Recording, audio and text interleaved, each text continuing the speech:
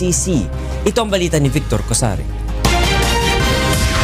Sama ng loob kay dating Davao City Mayor at ngayon Pangulong Rodrigo Duterte ang nag-udyo kay Guillermina Arcillas upang pumayag na magsalita laban dito. Ayon kay Arcillas, hindi naaksyonan ng Pangulo ang inilapit niyang problema at nasilaw na rin umano siya sa malaking halagang iniaalok sa kanya.